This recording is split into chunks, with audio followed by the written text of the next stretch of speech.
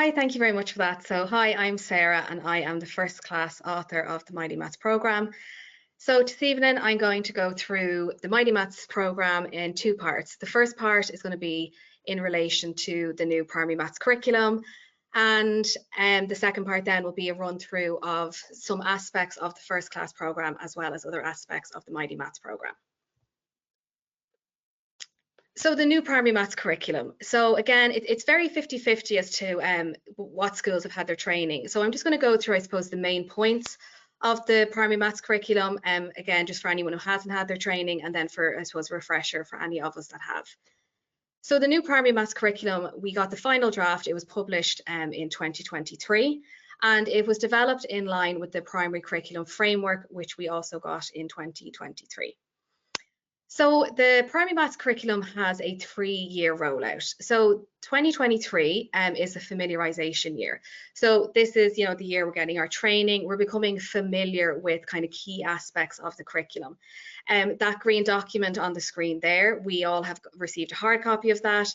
And in particular, they want us to become familiar with section 6 of this document, which we're going to look at tonight in relation to the Mighty Maths programme. The second year then, so from September 2024, they want schools to start integrating the primary maths curriculum. So we're going to plan to it and we're going to start teaching to it. And then the hope then is that by September 2025, schools will be immersed in the primary maths curriculum, I suppose as familiar as we were with the 1999. So some, I suppose, key points from this document. So children should be engaging in mathemisation. So we want children to be mathematicians.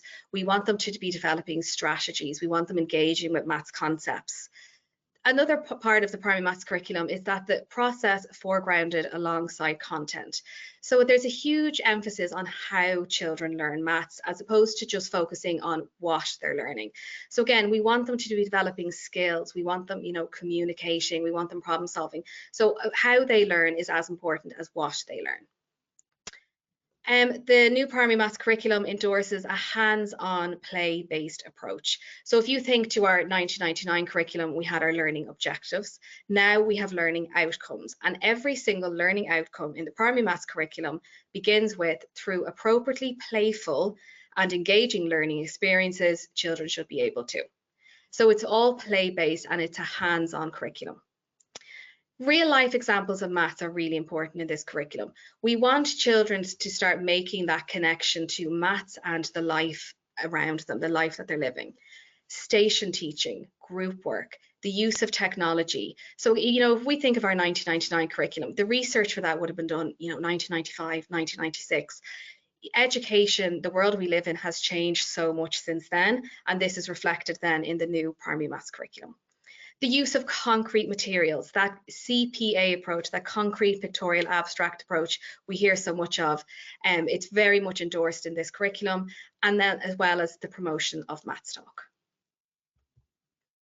So what's new for us then as teachers? So we still have our 5 strands. We have our algebra, data and chance, measures, number and shape and space. So we still have our strands. And then there's some changes to our strand units. So under algebra, we have a new strand unit of patterns, rules, and relationships. So that's in the new curriculum. Then if we look to measures, so we're probably very familiar with the strand unit of, capacity, weight, length, area. They are all now grouped into one strand unit of measuring. Then moving on to number, if anyone is very familiar with junior infants, they'll see that the early mathematical activity strand unit is gone. The reason for that is because of the free preschool years that children now have that, weren't around in the 1995 research was being done. So the research found that children are coming into junior infants having those early mathematical activities already done. So it's been replaced with uses of number. And while fractions isn't a new strand unit, it's new in the context that we start teaching fractions in junior infants in the new primary maths curriculum, as opposed to in first class in the 1999 curriculum. And then going on to finally their shape and space, there is a new strand unit of transformation, and that is for stages 1 all the way up to 4. So from junior infants to 6th class. That is a new strand unit that wasn't in the 1999 curriculum. Also, what's new are these kind of colorful kind of boxes we have at the side. So these are 4 elements, okay? And if you've had your training, you'll be aware of the huge emphasis that the training is, that IDGA are emphasizing on these. These elements stem from, if you think back again to the 1999 curriculum, those mathematical skills, they were always kind of at the front of the curriculum. So they have now been condensed into 4 elements. So we have understanding and connecting, communicating, reasoning, applying, and problem solving. This is what the learner or the children are doing. We want the children doing or using these 4 elements, engaging with these elements in their daily maths lessons. You can see from the image, again, that kind of jigsaw image taken from the curriculum, they're very much integrated. There's a lot more detail on these on the toolkit in that progression continua, and you'll see, a lot of the activities do overlap with each other. So while it sounds like, oh God, we have to do these 4 elements, they are very interconnected. So that's what's new for our pupils. So what's new for us? If you've had your training, again, this is all part of that section 6 as well that I was talking about in the green curriculum document. These are the 5 pedagogical practices, okay? So these form the foundation on which Mighty Maths has been constructed, as well as the primary maths curriculum. And this is what we have to do as teachers. So the children are doing the elements, and we are doing these, okay? So we have to, the curriculum is suggesting as well that we, try to have these in all of our teaching strategies as well. So we need to promote maths talk. We need to use cognitively challenging tasks. We need to encourage playfulness. We need to emphasize mathematical modeling. And then in the center of all of that, we need to be fostering a productive disposition. So it's a lot for us to take on. So we're going to look at now how the Mighty Maths program has all of those ticked off. So how does the Mighty Maths program promote maths talk? These are images that are taken from the pupil book. So we have these gorgeous little dialogue boxes, or maths talk boxes. So we have, 2 images there. We have the first image is of 2 dice showing 3 and 3, and the second image is of a dice showing 6. And the questions are there for us. So how are these the same? How are they different? Okay, so thinking back to our elements, the 4 elements that we were looking at a few minutes ago, the children are communicating, okay? They're reasoning. They have to, why do you think that? So it's all this maths language, this maths talk. It's meaningful. We also have group tasks. When the research was being done for the primary maths curriculum, they went into schools of all ages, and they asked the pupils, like, what do you want? Now, some of what they wanted was taken with a pinch of salt, but one of the things that kept coming back is that they wanted to work with their peers. They felt more comfortable working with their peers. So we have lots of group tasks in Mighty Maths. We also have Maths Eyes. So we have, lovely images like this integrated into the pupil maths. We also have, question prompts for them to look around the environment that they're in. So how does Mighty Maths promote the use of cognitively challenging tasks? So cognitively challenging tasks are those problems, that kind of make our pupils kind of stop and think. If you've had your training, you'll be very familiar with this first style up here, the always, sometimes, or never. You'll also start to see the link here, this kind of links back with maths talk, and that jigsaw image is very, purposeful. So always, sometimes, never, again, this is taken from the pupil book. You give them a statement. So the statement we've given them here is all triangles have 3 sides. And they have to discuss it, whether, in peers, in groups, as a class, and say, is this always true? Is it sometimes true? Or is it never true? And again, back to our elements, they have to communicate their answer. They're doing a little bit of problem solving. How are they going to, prove their answer? And can you explain why? They might draw it, they might write about it. How else do we promote cognitively challenging tasks? We have STEM challenges integrated into our pupil book. I'm going to go into that in a bit more detail later on. And then down at the bottom, I love these. We have these gorgeous challenges throughout the Mighty Maths program. These are a combination of open-ended questions, where there's more than one answer. There's low threshold, high ceiling tasks as well, where, everybody can get started, everybody can get stuck. And again, it's just making them kind of stop and think about it, okay? So they have to, use some sort of strategy to find the answer. So how does Mighty Maths then encourage playfulness? We have game time features. So again, these are taken from the pupil books. We have these game time features throughout the 4 Mighty Maths books. We also have our very cute Mighty Maths bear down here. and it has this playfulness, it's rhyming, playful songs. And then in the planning for teachers, we have additional playful learning experiences. So for each unit, we have 4 additional, so separate to the textbook, we have 4 additional playful learning experiences. We have suggested ways for how you can use this, but we also leave a lot of autonomy to you as the teacher. And we say, you might use this as station teaching. You might use it as morning activities. You might decide, my class really like activity 3 and activity 4. I'm just going to focus on those. But they're extra playfulness, extra playful learning experiences.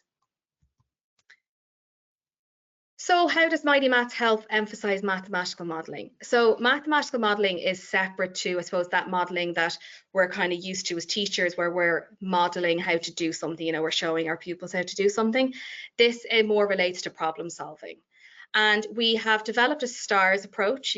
There's our little sort, think, act, review, share approach. I'll be going into that in more detail.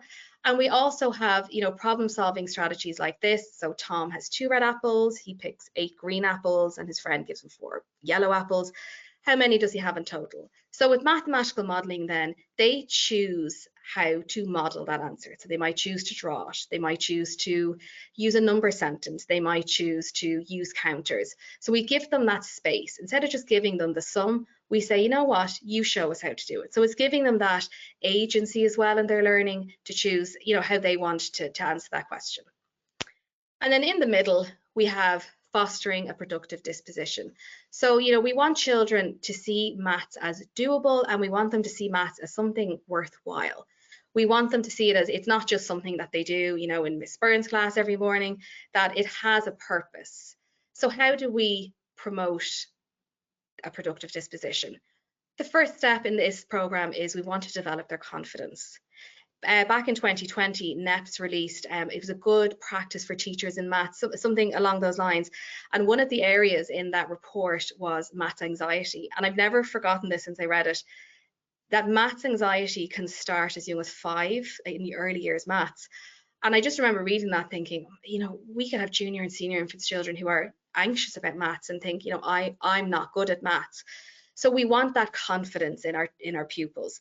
So we have our Mighty Maths toolkit, okay? So we have that, digital side. We also have these, we have digital activities, digital games to, I suppose, reinforce, consolidate that learning in a really positive way. And we also have this gorgeous feature in Mighty Maths is a maths journal. So again, this is from the pupil book, and it's a way for them to positively show their learning. I'm going to be going into a little bit more detail about that as well. So how else can we, foster a productive disposition?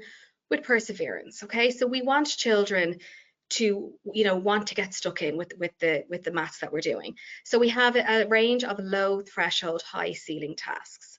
So if you're not familiar with these are tasks where, pupils of all levels can get started, but everybody can get stuck.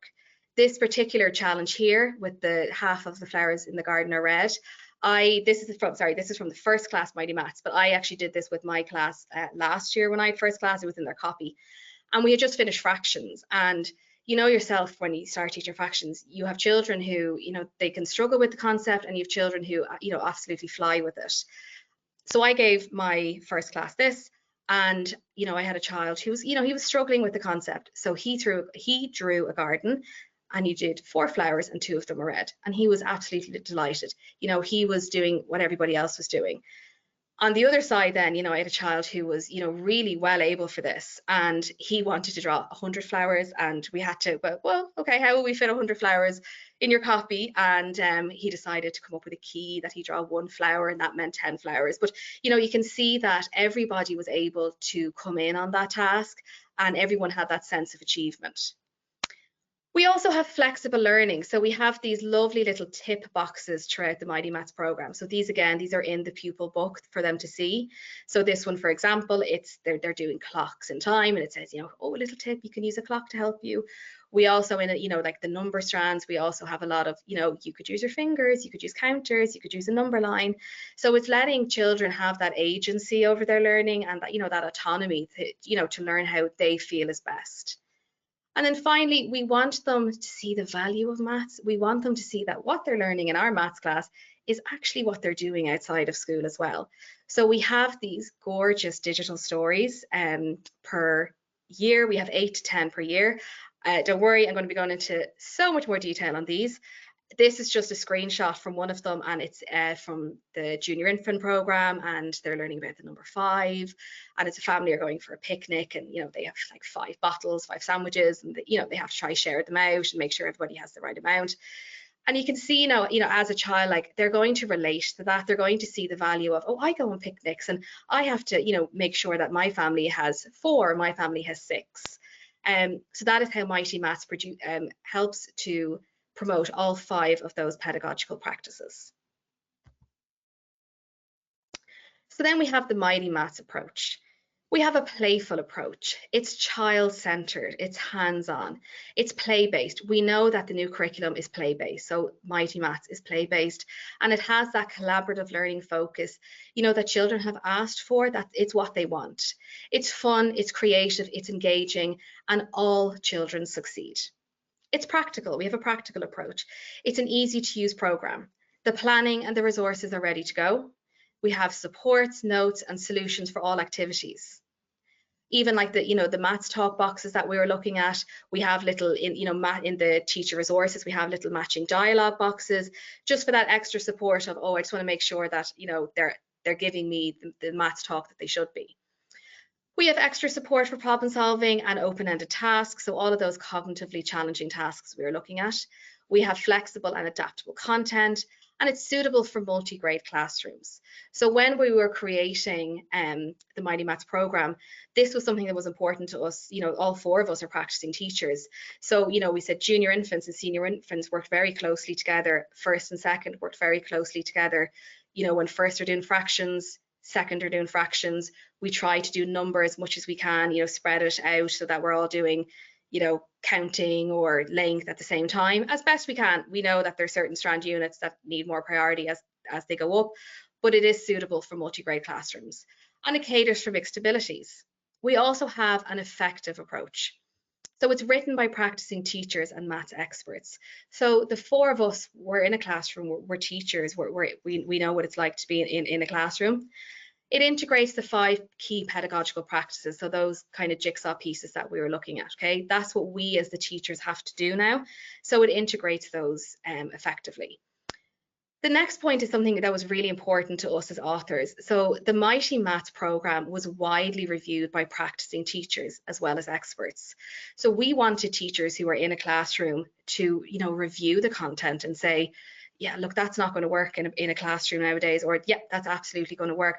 And it's been so lovely, the feedback that we're getting, and the teachers are loving the program in their classroom. So it's effective in that way. And we also want to create able, enthusiastic, and confident mathematicians. So what I'm going to do now is I'm going to go through the junior and senior infant book, and then I'm going to go through the first and second class.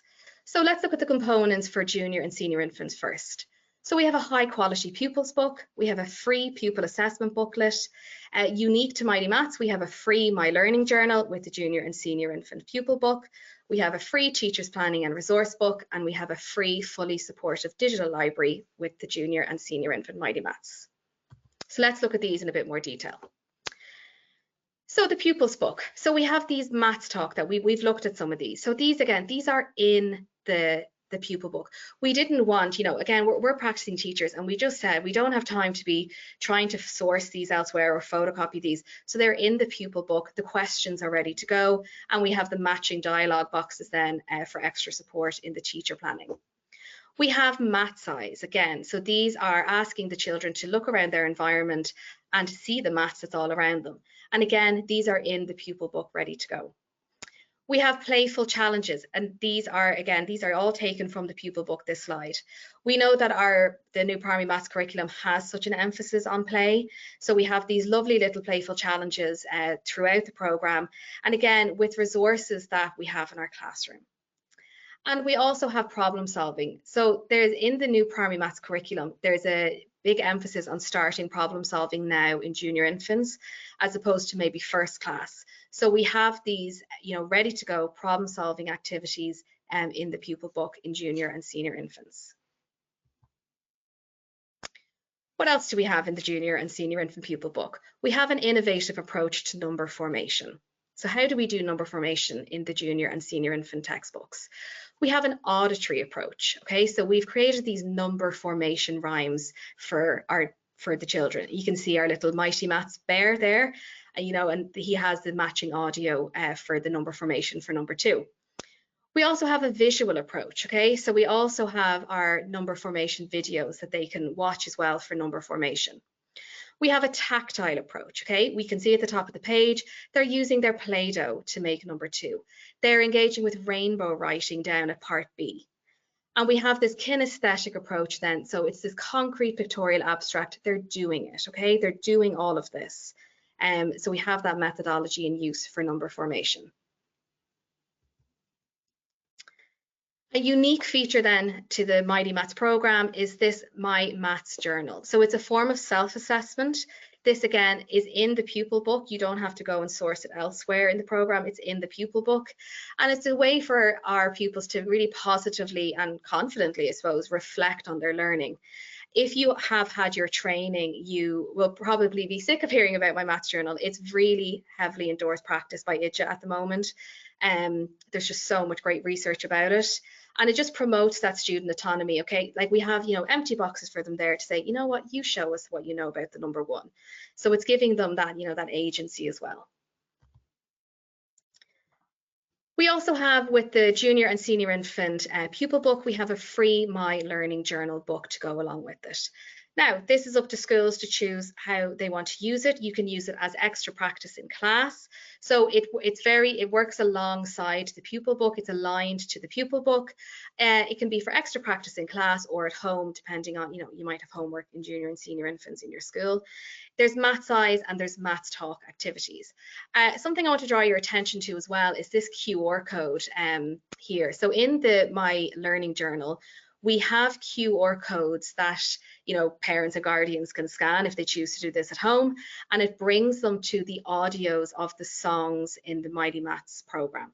So I'm going to be showing you a Mighty Maths song later on when we're looking at the digital side of the program, and just keep in mind this QR code because that's the audio that these will link back to.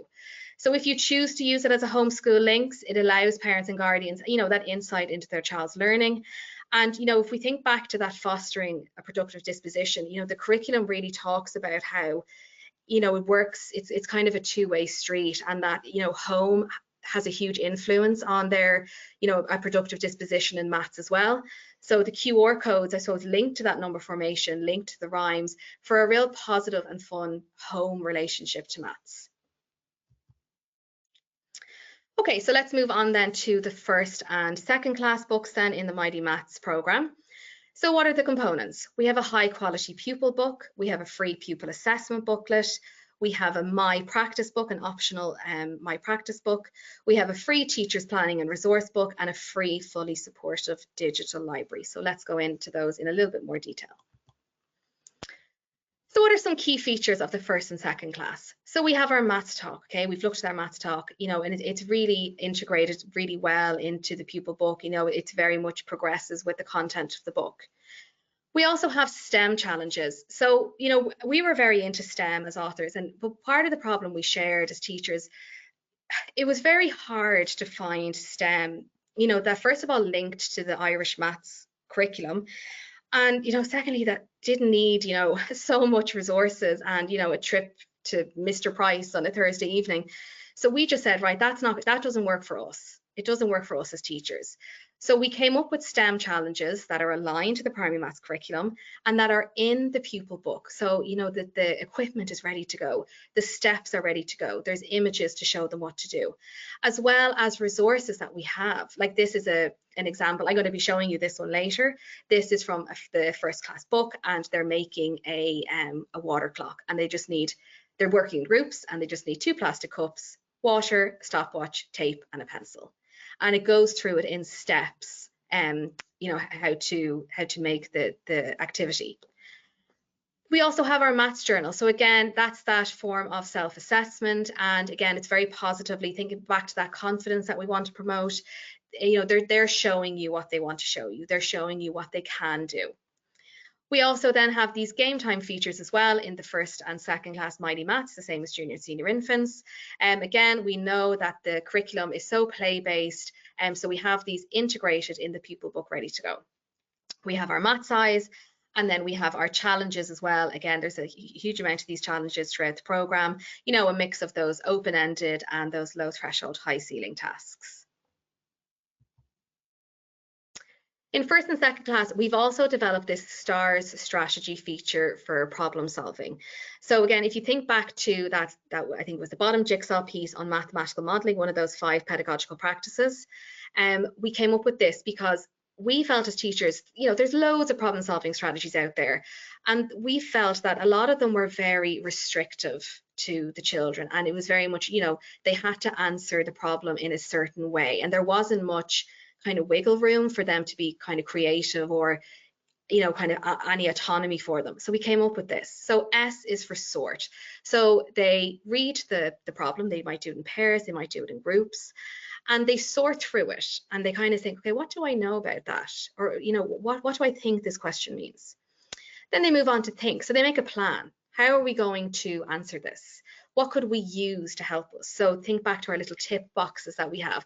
What tools could they use? Are they going to use, you know, their crayons to draw? Are they going to use concrete materials? Are they going to use digital resources?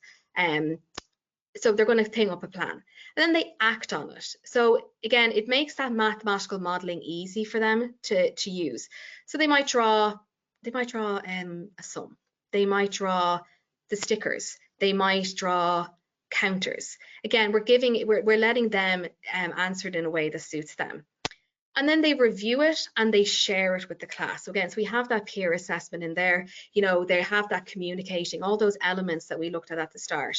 Okay, so they're having to justify or reason, well, we decided to do it this way because, oh, I got the same answer as you and we did it a different way. So it's all that collaborative learning, it's all that group work that children have asked for. So this is the STAR strategy in the first and second class program. A unique part then to the first and second class Mighty Maths program is this practice book. So we're so proud of this that we created for the first and second class program. So it's kind of came from that mental maths structure that we're all really familiar with, and you know, and we all like it. We like that, you know, that Monday, Tuesday, Wednesday, Thursday, Friday, you know, 8 to 10 questions per day covering strands, and we liked that as teachers. But one of the problems we kept coming up with over the years was it was great that it covered all of the strands, but an awful lot of the content they hadn't covered yet. And I was, you know, spending Mondays crossing out 2, 3, 4 questions, you know, before I sent it home. Or alternatively, you know, the other authors were saying they were getting books in, you know, with queries saying, oh, look, we couldn't do questions 7 and 8 because it hasn't been done. And one of the authors is a parent, and she was saying, you know, from a parent's point of view, she was having, you know, children kind of coming home, you know, kind of getting upset and going, I can't answer this, I don't know how to do it. So we said, right, what will we do? So we've come up with this structure. We came up to work a week with this book to work a week behind the pupil book. So all of the content in this practice book, they have done the week before. The reason we chose a week before is we know what it's like to be in a classroom and you might decide, okay, I'm going to start teaching o'clock this morning, and then there's a fire drill, or there's, you know, a green schools meeting or something, and then all of a sudden it doesn't get taught and you can't work alongside maybe the Tuesday homework if you choose to send it home. So that's why it works a week behind. And then it just consolidates that learning from the week before as well. So the Monday is a look back. So the Monday, you can see it there on the screen. So it's 10 questions and it covers all strands, but all of those, any question that features there, they have already done in previous weeks. So there's no questions going to come up on that Monday page that they haven't done. Then the Tuesday, Wednesday, and Thursday are just revision of the previous week's learning. So maybe it's, you know, fractions you did for a week. So Tuesday, Wednesday, Thursday will just be on the fractions from the previous week, or, you know, whatever it is, addition, subtraction, whatever you thought the previous week. And then the Friday will be a weekly assessment on the previous week's learning. Now, you can choose to use the assessment alongside the pupil book as well if you wanted to. There is a lot of flexibility in that sense, but this is just the structure that we came up with to work alongside the pupil book. Okay, so how do we cover pupil assessment? All right, so at all class levels, this is what we've done. We have a free pupil assessment booklet with termly assessments. So we have our, our Halloween assessment, our Christmas, spring, summer, all those assessments. And we decided to put it into a booklet because we just said, right, we can't just keep going to the back of, teachers' books and trying to photocopy stuff on a Friday. And then what always happens to me is the photocopier doesn't work or stapler doesn't work. So we just said we need it all in a booklet that we can hand out, correct it, and it's on a shelf, and if someone comes in and asks to see assessment, there it is. We're not messing with folders and Polly Pockets and things like that. So that comes free with all 4 of the pupil books. In terms of assessment, we also have the My Maths Journal feature embedded in the pupil books. Okay, again, so it's a really, really heavily endorsed approach to assessment at the moment, and it's brilliant. We also have extensive assessment support in the teacher's planning and resource books. And then if you're working with the progression continua in the toolkit, we also have rubrics and checklists linked to that as well. So in terms of planning then, so for all class levels, we have yearly planning, weekly planning, and fortnightly or unit planning mapped to the new primary maths curriculum. Okay, so from September, we know like we have to start integrating this. Our planning has to integrate the new primary maths curriculum. So, things like our elements, the new learning outcomes, the new strand units, they have to be reflected in our planning and in our teaching. We also have detailed lesson plans again. So these are like suggested lessons on how to teach topics. We have lots of different activities.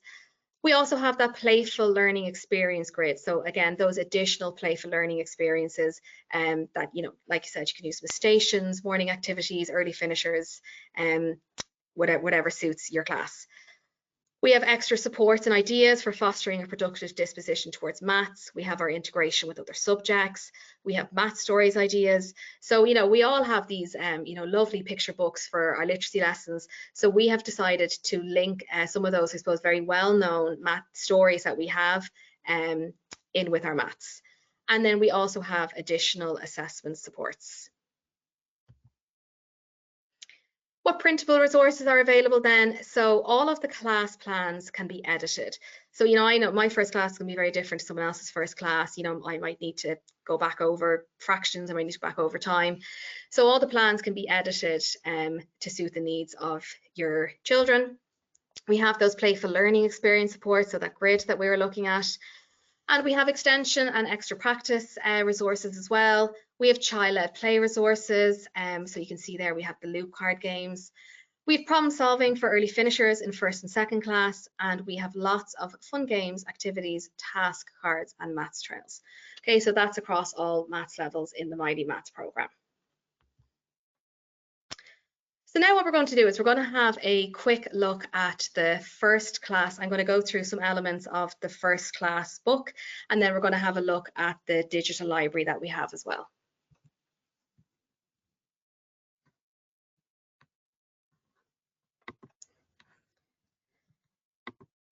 Okay, so this, if you want to access this yourself as well, it is on gileducation.ie, and you can view our pupil books. So this is just Unit 10 from the first class Mighty Maths programme, and I'm just going to go through, I suppose, some of the key features that you'll find throughout all units of our programme. So the first one I want to draw your attention to up the top is our lovely Mighty Maths character who introduces the learning. So introduces the learning at the start of each unit. I did this I had this up on the interactive whiteboard. I did this lesson with first class about 2 weeks ago. And I could not get over the reaction to these characters. You'll see as I go through, there's more characters. They wanted to know all their names. They wanted to know, were they siblings? They wanted to know why they were on certain pages and not on other pages. And it just, I suppose, shows like that child-centered approach is just so important to children. And they just, I suppose, really gravitate towards that. We also then straight away on our page, we have our playful challenge. Okay, so it's, they're building towers and they're timing it with 10 seconds, 30 seconds and 1 minute. And then we have another example here of our Maths Talk feature in the Mighty Maths programme. So again, they're talking about the clock. And again, the questions are there for you ready to go. So you don't have to kind of, go looking at the planning to say, oh, where's the questions for this Maths Talk element? Another Maths Talk, so sorry, onto the next page then. another Maths Talk feature. So again, you can see here that it progresses on from the page before. So the page before, they were looking at timing. They were timing, you know, a minute. And now they have to do this Maths Talk activity. So it's always true, sometimes true, or never true. There are 60 seconds in 1 minute. So again, they discuss this in, you know, pairs, groups, and you know, they have to communicate with each other. They have to justify, they have to reason. Well, why is it always true? Or is it, well, hopefully they'd always say it's always true. But you know, they have to talk about it. So we have that link back as well with the elements. And then you can see there's, you know, like lovely procedural words, tasks here to consolidate the learning.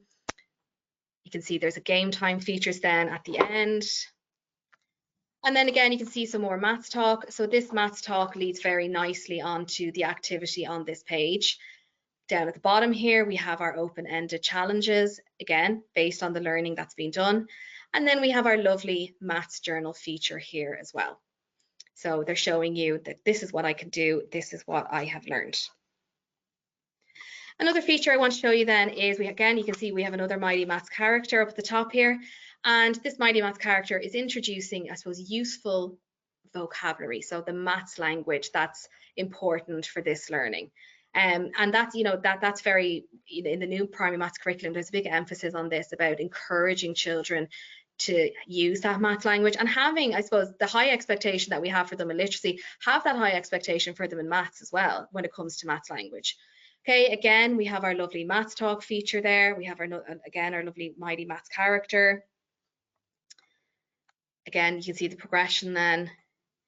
This was the STEM activity then that I was talking about. So you can see it's in the pupil book, it's ready to go, and it tells you the resources and the steps and then how they can use it afterwards. So they make their water clock, and there's a lovely little activity then for them to use their water clock with.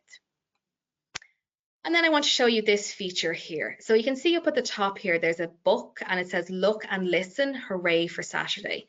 So these are the digital stories that I was talking about. So before I go on to the digital story, we have 8 to 10 per level. And then we have 2 activities based on the story in the pupil book. The first one is quite, you know, they have to watch the story to answer it. And then B, it's kind of loosely linked to the learning in the story. So I'm going to go on now and I'm going to show you just a very short clip, just because of the time, a very short clip of one of the stories. So this is called Hooray for Saturday.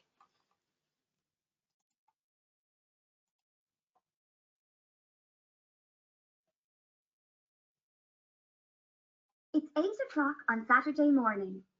Luca has just woken up. He's still feeling a bit sleepy. He's always sleepy in the morning. It's time for breakfast. Toast, butter, and strawberry jam. His favorite. Luca better be quick. He has a big soccer match starting in 1 hour. Luca, what time do you have soccer? It takes half an hour to drive there. Do we need to leave soon?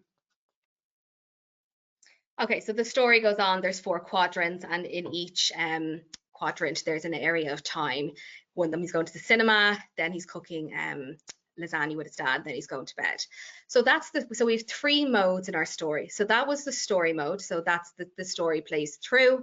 And again, you know, we have suggested activities as well, how you can teach this. When I was doing this story with first class 2 weeks ago, you know, they had little clocks and they were moving the clocks to match the time.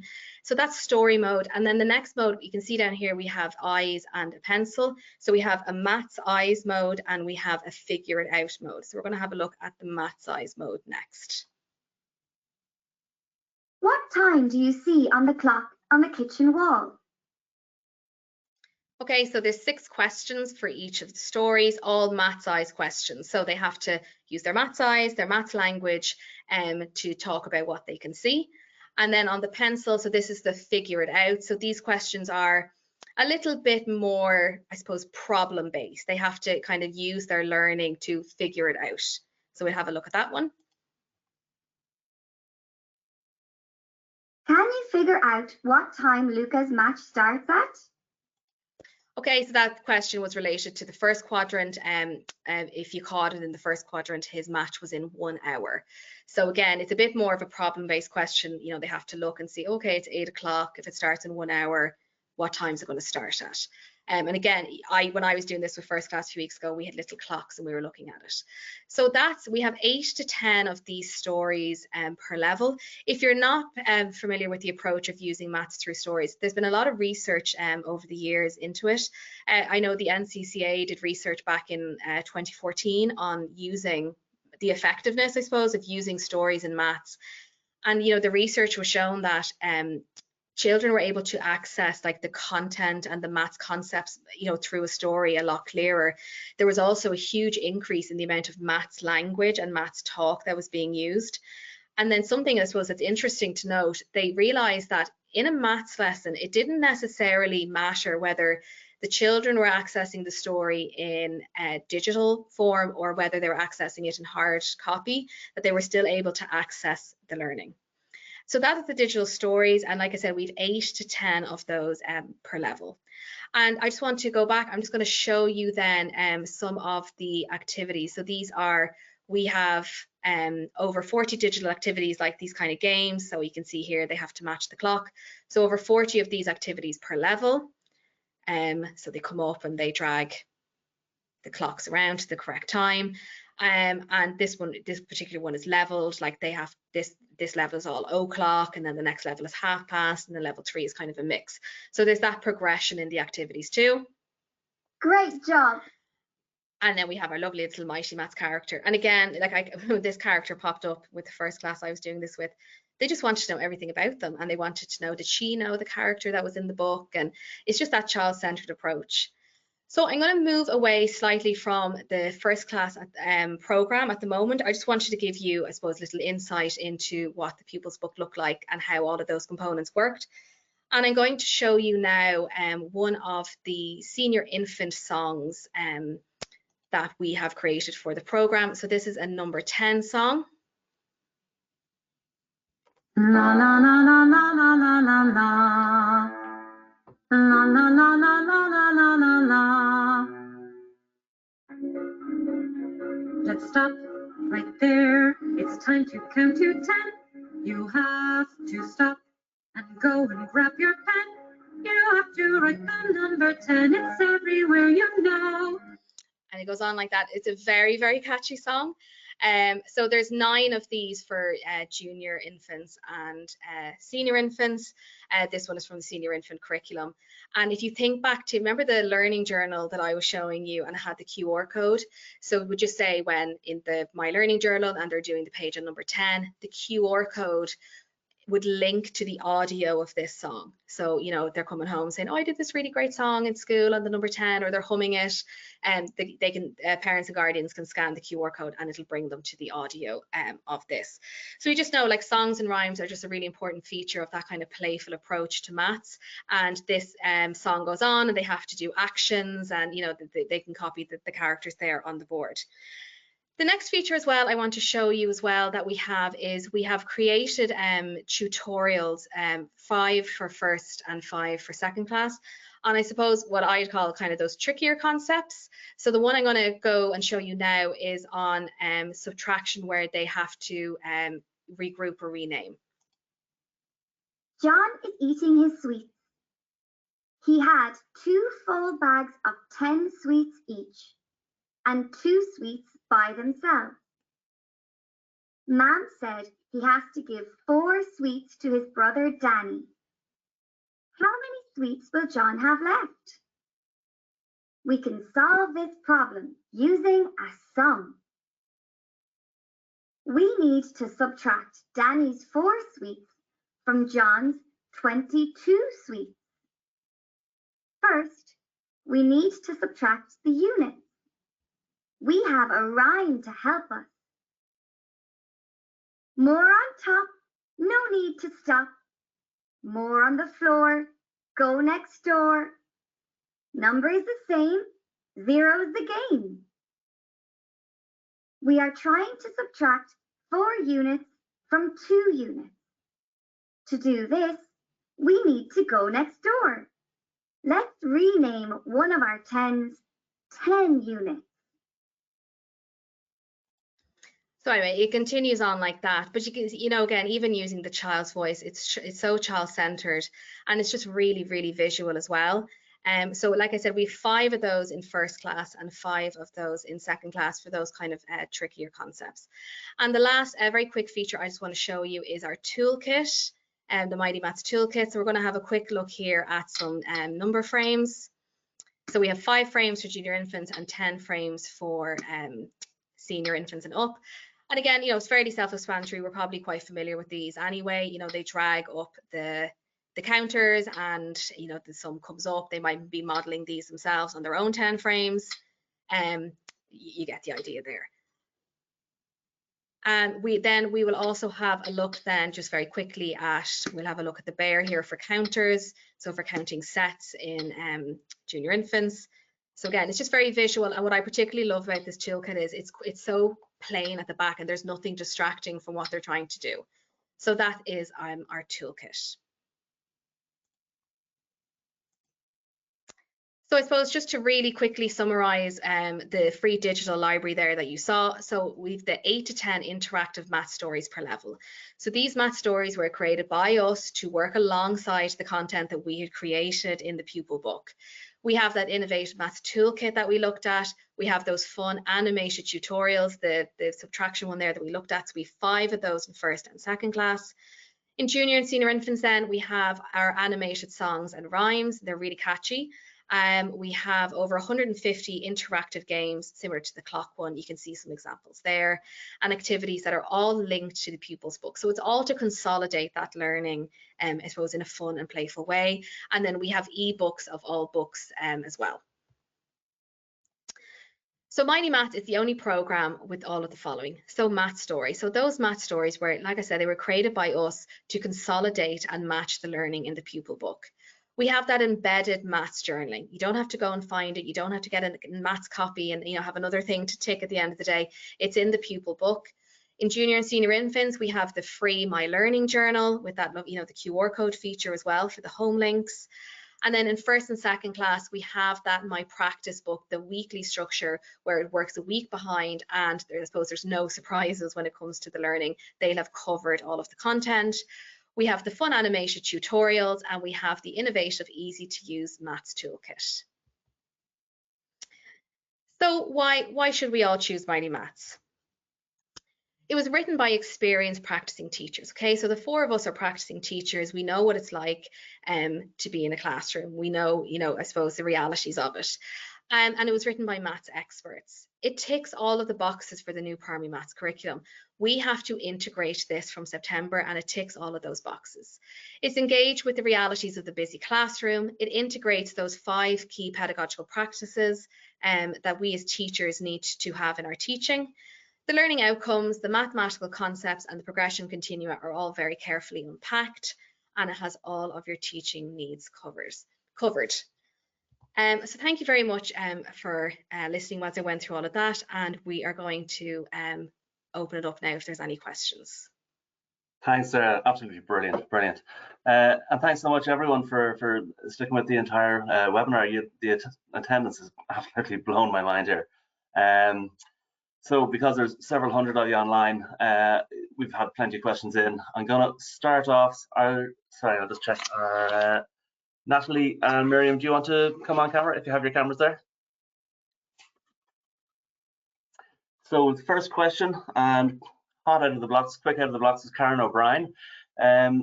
So you mentioned that the scheme is aligned for multi-grade classes. Karen would like to know how exactly this is done, or if we can give any bit of a steer on that. Natalie, do you want to take that one? Yeah, the plans for junior infants and senior infants in first and second class were written together, so that with some exceptions, the 2 same topics at the same time, which caters really well for multi-grade classes. Then we have a variety of digital activities that cover a variety of topics over each 2-year period. Okay, brilliant. I hope that answered your question, Karen. Next one, a few people have asked this. So a couple of people haven't had training days yet, so wondering if the 5 pedagogical practices and the playful approach are carried into the senior end of the curriculum and of the scheme, or does that emphasis change? And also, will there be continuity between the junior and senior ends of Mighty Maths? So Sarah, do you want to grab that one? Yeah. So that playful approach, so all of that, what we've spoken about this evening, is across all 4 stages of the new primary maths curriculum. So and all of those pedagogical practices, the elements, again, that's across all 4 stages of the curriculum. And yeah, so the senior end of the books will be taking components of the junior to 2nd class and carrying it into that. Yeah. Okay, perfect. Sorry, excuse me. A couple of questions here, which I'll take, kind of related to sales and what have you. Our budget is limited with the book grant scheme. Will there be discounts available if we order? Absolutely. Reach out to your local sales rep and they'll sort you out with deals. And I suppose along the lines possibly as well, do we need to purchase the supplementary books? So I'm guessing you're talking about the practice books there, and the learning journal. So just so you know, the learning journal for junior and senior infants, that comes free with the pupils book and the assessment booklet. And then the practice books for 1st and 2nd class. What I'd say is, if you consider at the moment, as Sarah said, that schools are using your mental maths book along with your satellite books, your shadow books, what have you, to go with it. So you're probably spending upwards of €20 on those as is. The practice book covers everything between your mental maths book and those additional books for less than €10. So in terms of a cost saving, meeting the needs of 2 books, it's all in one and far, far cheaper. So I hope that answers that question. And finally, I'm just conscious of time here, we're coming up to half, so I'm just going to ask one last question. This one comes in from Miriam Daly, and it's related to our approach to number formation. Miriam, from one Miriam to another. Miriam, as you're the junior infant author, do you want to take that, how number formation is dealt with? Yeah, sure. I suppose, as Sarah mentioned, we do a multi-sensory approach. So we have the visual and we have the audio as well. And I think, I suppose numeral formation is so important in junior and senior infants. So it's trying to make it exciting and engaging and playful as part of the new curriculum. So each number chapter has a dedicated lesson and page for numeral formation. And within that, there's, I suppose there's tactile, there's Play-Doh, children are tracing, there's rainbow writing. I'm sure people are familiar with that, where they're practicing writing the number over and over with lots of different colours. It makes it kind of visual, and the kids love to use lots of different colours all the time, who can use the most. And as well, I think Sarah did mention that within the My Learning Journal, there will be a QR code for the children to be able to show their parents or guardian, and they can listen to the audio of the numeral formation rhyme. So I think it'll make it really that connection between home and school as well. So yeah, I think that's kind of our approach. Hopefully it's practical, it's engaging, and it's, I suppose, meaningful as part of the new curriculum. Okay, perfect. Thank you very much. Guys, I think that's all the time we'll have for questions. So I just want to take the time to thank you all so much for being with us for this evening and staying to the end. I hope you found it really informative. I certainly have learned an awful lot. Look, if we haven't answered any questions, there are a lot of questions that came in. Your rep will be in contact with you over the next few days to make sure your question is fully answered. Now, in the next couple of days, you're also going to get a link with contact details for your rep, who can give you more information on the programme. Or if you'd like them to arrange to come out to the school to do a presentation for a Crow Park hour or what have you, they'd be more than happy to do so. On that point, any school that books in a school presentation before the Easter holidays, so before March 22nd, will be entered into a draw to win a whole maths workshop for your students through a company called Learn It, and that's to the value of €1,000. So get your presentations booked in to be able the chance to win that.